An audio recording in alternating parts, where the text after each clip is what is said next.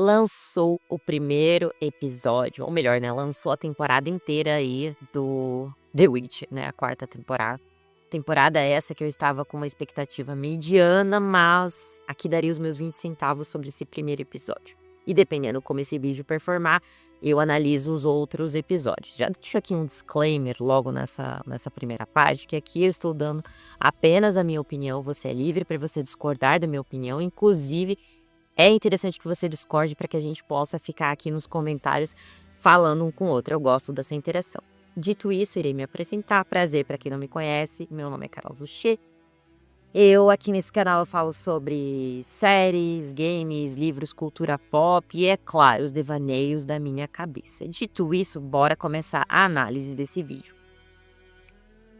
A temporada ela começa basicamente com um recap, onde os roteiristas optaram por fazer esse recap pegando os principais momentos-chave das outras temporadas, o que eu entendo que é justamente fazer com que o espectador se ambiente na 4ª temporada com os principais momentos que já passaram, até um momento meio nostálgico, não sei se esse foi o objetivo deles, mas foi o que eles fizeram. E aí como que eles fizeram nessa narrativa? Eles pegaram um personagem que a gente não conhece, mas é uma pessoa que está contando uma história para algumas crianças. O nome desse livro, né, Meio Século de Poesia, que conta justamente esses principais momentos chaves que passaram nas outras temporadas, para que o telespectador se ambiente. E é basicamente a jornada do carniceiro de Blaviken, né, o Geralt de Rivia, como ele conheceu a feiticeira Yennefer e como a história dele se junta à princesa de sangue ancestral, Cirilla. O que eu achei desse começo? Entendo o objetivo dos roteiristas de querer fazer com que a pessoa se ambiente, caso ela tenha assistido há muito tempo as outras temporadas, ou que não tenha assistido, conseguir assistir a 4ª temporada, entendo.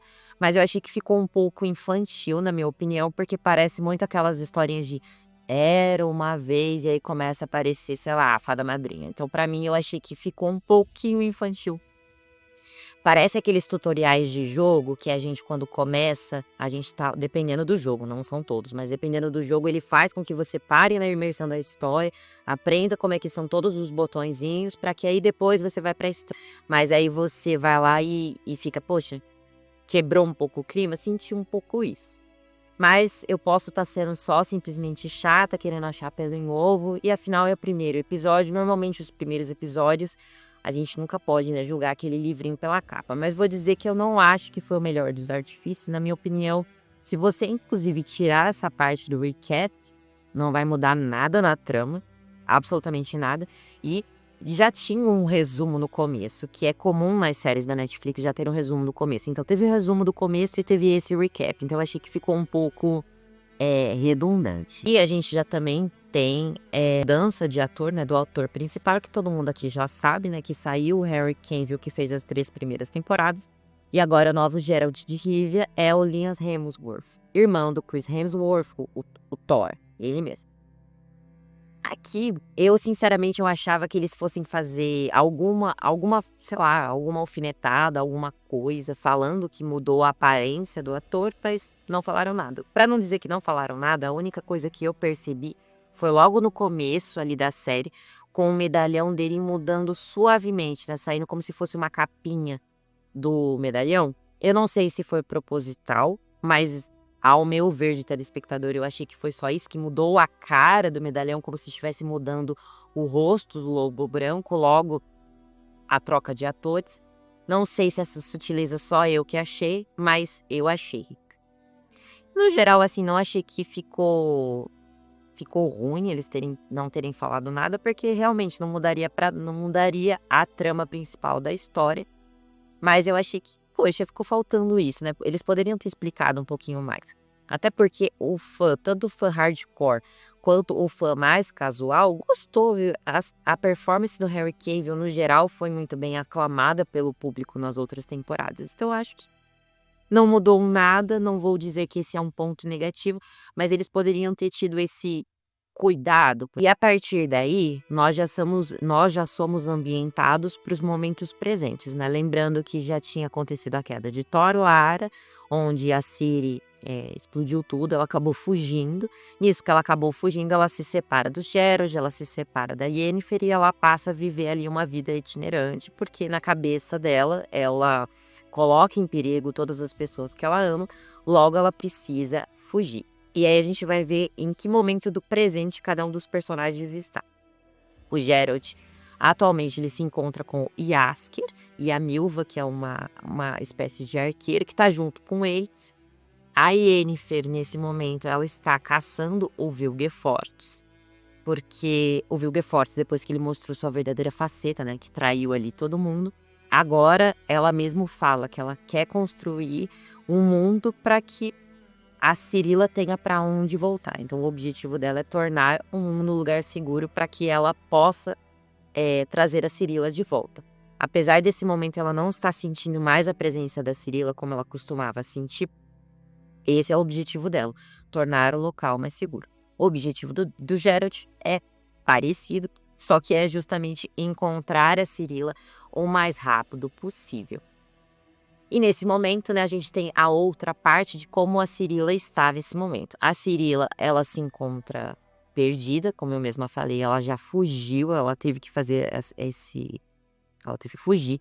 E a partir desse momento ela encontra, né, uma trupe de bandidos, né, ladrões assim, itinerantes, que são chamados de Os Ratos. Ela nesse momento ela não fala sobre a sua verdadeira identidade, muito porque, né, ela já fez isso em outros momentos das temporadas, a gente percebe que ela tá repetindo ali o mesmo padrão, porque ela não pode confiar nas pessoas e ela sabe que todo mundo que conhece a verdadeira identidade pode querer alguma coisa dela ou colocar as pessoas em perigo, então agora ela já não se autodenomina mais de Ciri, mas de Falca. Também ambientado para novos personagens, e esses novos personagens, principalmente da Gangue dos Ratos, eles são pessoas que, a maioria delas, né, na minha opinião, acho que são pessoas que acabam sendo rejeitadas ali pela sociedade, eles são esse grupo de pessoas que não tem ninguém, são pessoas que só têm a eles mesmos, cada um tem uma habilidade específica e essas pessoas elas se juntaram justamente para fazer um roubo aqui, um roubo ali, para garantir a sua subsistência. Inclusive, uma das pessoas que ajuda a Cirila é uma desses novos personagens que a gente vê nessa quarta temporada, que é a Misto, que é também uma das integrantes do grupo dos ratos. Ela já tem ali um atrito com o Caliph, e são basicamente esses dois que a gente tem nessa primeira interação, mas rola ali uma interação muito mais intensa com a Mistle. As duas elas já criam essa conexão logo no momento em que elas conversam. Do outro lado, a gente vê o que está acontecendo ao meio político que é basicamente a gente tem ali os conselheiros do Emhyr. Emhyr esse que está muito preocupado, ele quer justamente ocupar essa posição de governante. Nesse momento a gente descobre também que ele se encontra atualmente com a princesa Cirila, mas não a nossa Ciri, a nossa Falca, mas a falsa princesa Cirila. Só que nesse momento nem o Emhyr e nem os outros, né, as outras pessoas que fazem parte ali daquele conselho de governantes sabe que eles estão numa espécie de, tipo, que eles estão juntos e que essa é a verdadeira identidade dela, que não é a verdadeira identidade dela, né, que ela se trata de uma usurpadora, por assim dizer. E é interessante porque nesse começo, um dos soldados do Emhyr volta, trazendo um recado do Geralt, dizendo que o Geralt só deixou ele sobreviver para trazer esse recado pro Emhyr, dizendo, ó, eu estou aqui e eu venho buscar a Ciri, custe o que custar, e você me espere.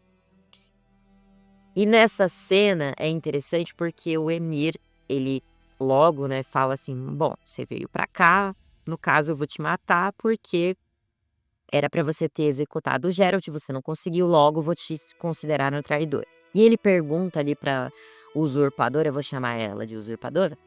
Ele pergunta pra usurpadora que, tipo assim, tá interessante essa punição que eu tô dando pra você, a punição que ele fala é o seguinte, né, esquarteja o rapaz e deixa ele ser comido por cachorros, porcos, não lembro exatamente qual animal que esse cara vai ser mutilado. E ele pergunta a opinião da usurpadora, a usurpadora olha pra ele e fala, tipo, mal balbucia uma palavra, fica claramente muito desconfortável, e aí já levanta uma lebre, assim, pro Emir e ele comenta justamente isso, fala: tem alguma coisa errada. Algo de errado não tá certo". E aí ele já fica com aquela pulga atrás da orelha. Inclusive, ele até fala pra usurpadora nesse sentido, fala: "Nossa, você acha que seria interessante, dado que a sua avó, né, a rainha Calante, uma mulher extremamente destemida, você acha que isso aí faria sentido?".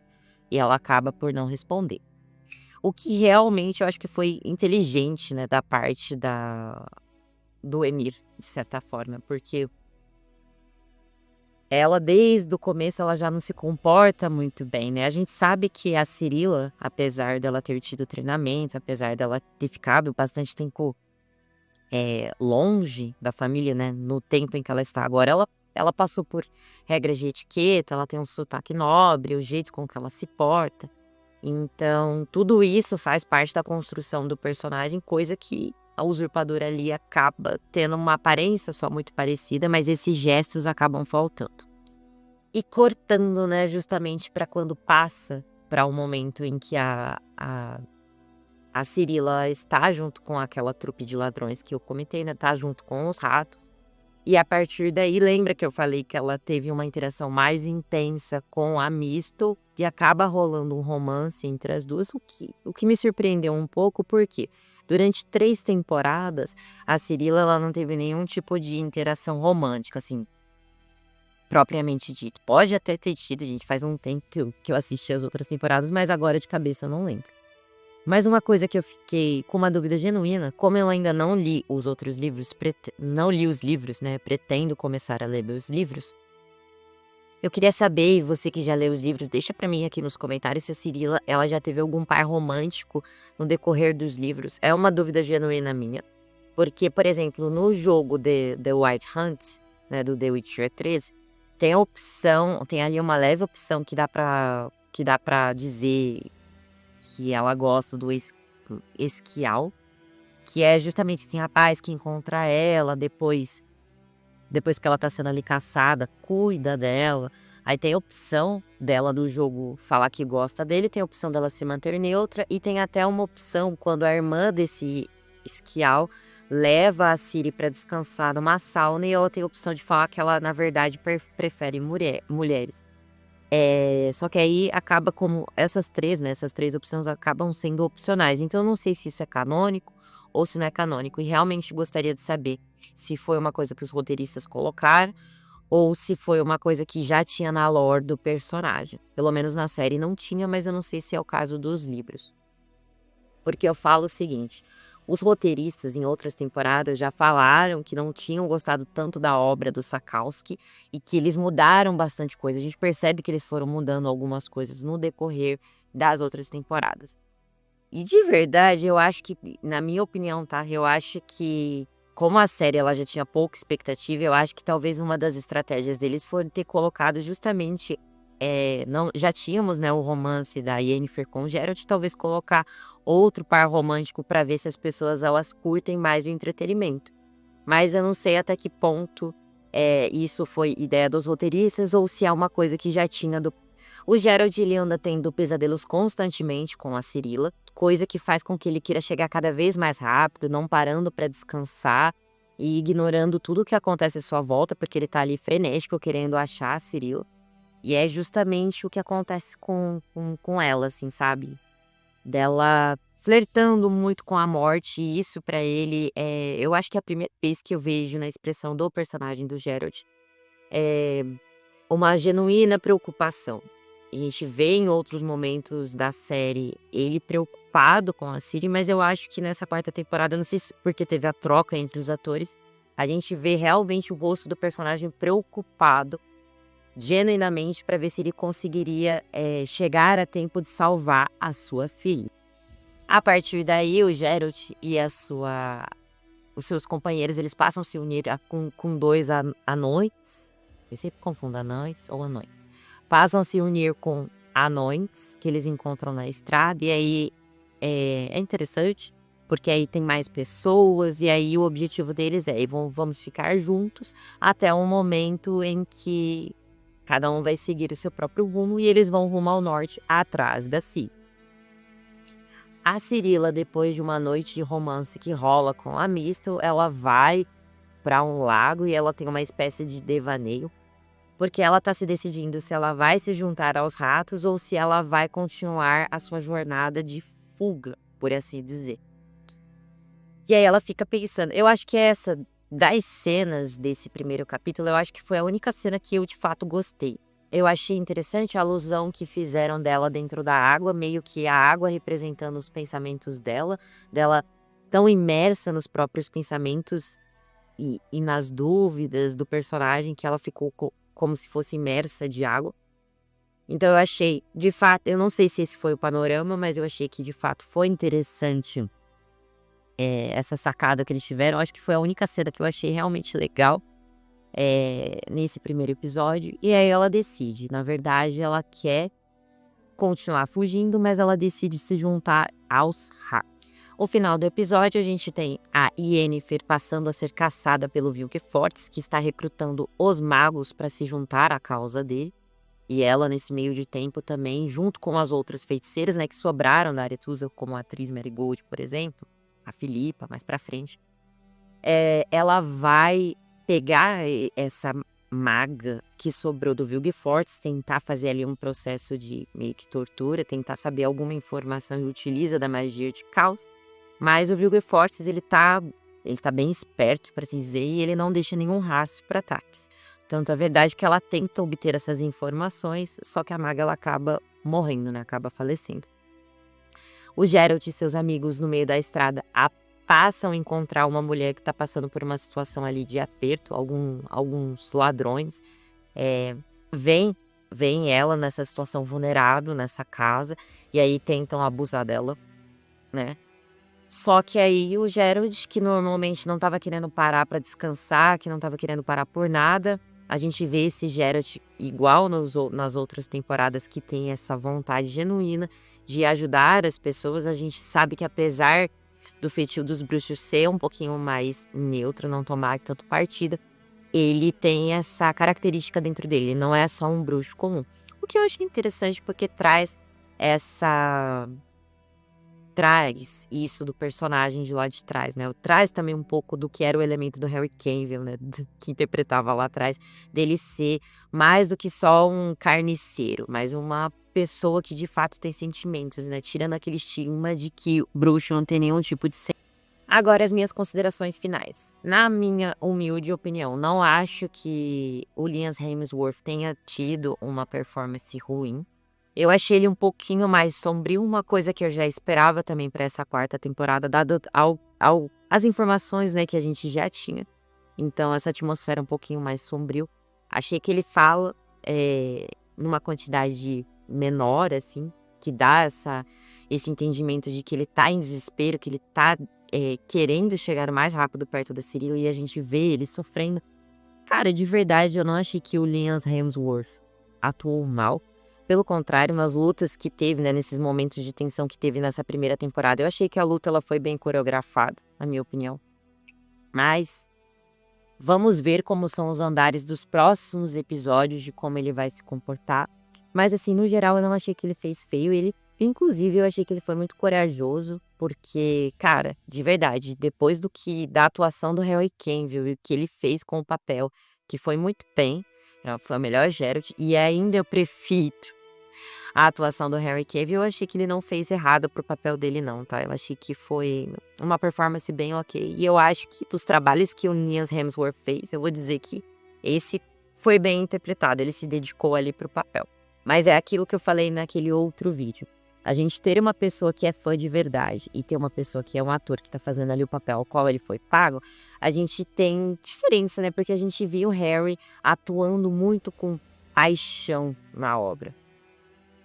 Com relação ao CGI, eu achei que eles fossem melhorar o CGI, mas eu achei que, sinceramente, eles fizeram o mesmo, tá no mesmo nível das outras temporadas. Uma única ressalva que eu não curti tanto nesse episódio é a questão do slow motion. Eu, Carol, particularmente não gosto do slow motion, porque eu acho que fica muito cartunesco e fica parecendo muito filme da Marvel. Eu não sei se é porque eu já não gosto desse efeito que me incomodou, mas isso daí é uma opinião muito, muito, muito, muito pessoal.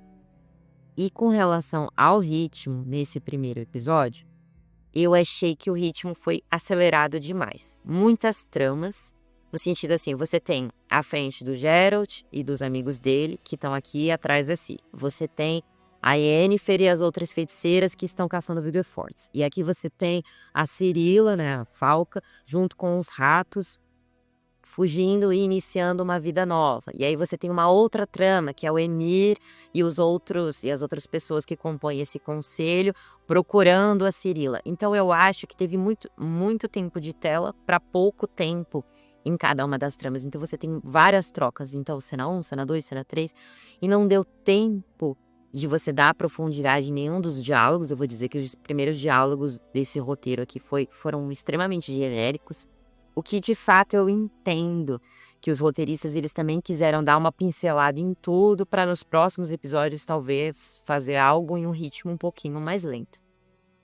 Mas me incomodou um pouco que eu achei tudo muito rápido. Eu acho que poderia não ter tido aquele recap do começo e ter usado o tempo do recap para ter dado mais profundidade nos diálogos e nos personagens. E outra, a gente tem vários outros personagens novos nessa trama, então não deu tempo nesse primeiro episódio da gente conhecer muita coisa. A gente conheceu o nome, conheceu o que a pessoa faz e alguma outra habilidade ou característica. Então achei que isso poderia ter sido melhor explorado.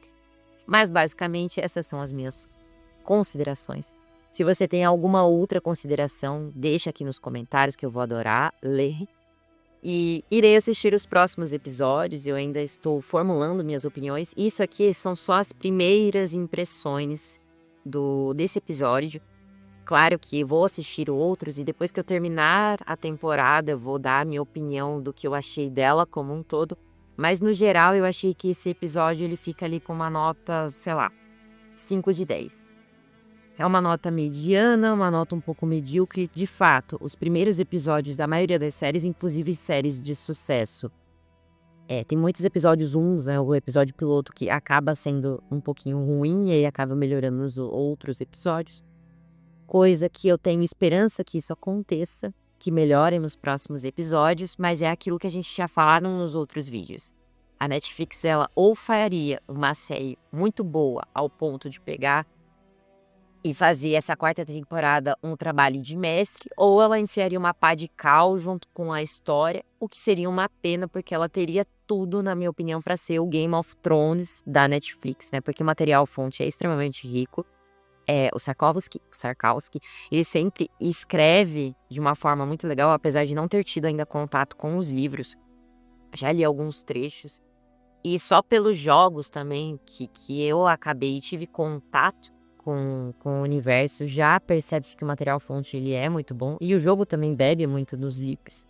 Então eu acho que teria tudo para fazer um trabalho muito magistral nesse sentido. Mas vamos observar os próximos capítulos. É isso. Já curta o vídeo, compartilha com quem gosta de The Witcher. Eu vou ficando por aqui. Até o próximo vídeo. Um beijo e